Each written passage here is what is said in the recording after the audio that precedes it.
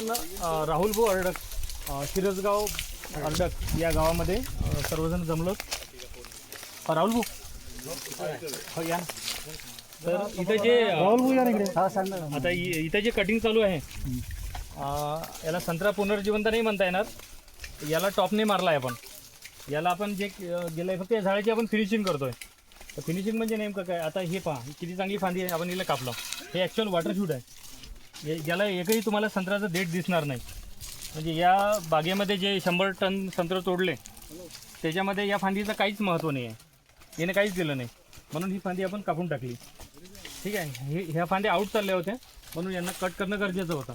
आणि याच्यामधली जी सल आहे, आता खाली जर आपण याची घाण पाहिली, याच्यामध्ये बऱ्याचशा फांद्या ज्या हे वाढल्यात. ॲक्च्युअली आपण त्याला 3 ते 4 वर्षापूर्वीच कटिंग व्हायला पाहिजे होती. म्हणून ह्या अशा फांद्या काढणं गरजेचं आहे.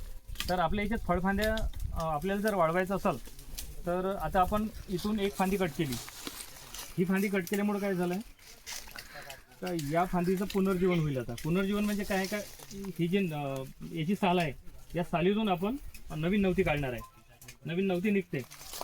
फॉस्फरस पोटॅश वाढवायचं, नायट्रोजन ब्रेक करायचा.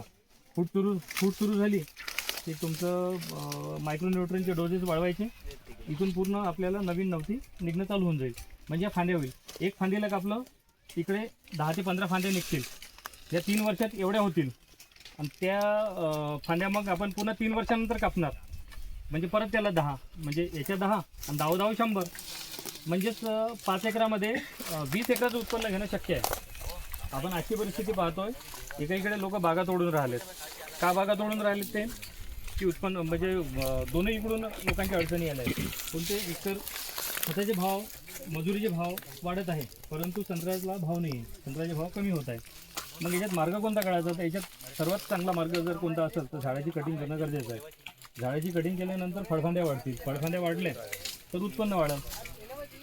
दरवर्षी आता फळगडीचं की वेगळं रिझन सांगतो तुम्हाला. जर आपण कटिंग केल्यानंतर फळफांद्या वाढल्या आणि चांगल्या क्वालिटीचे संत्र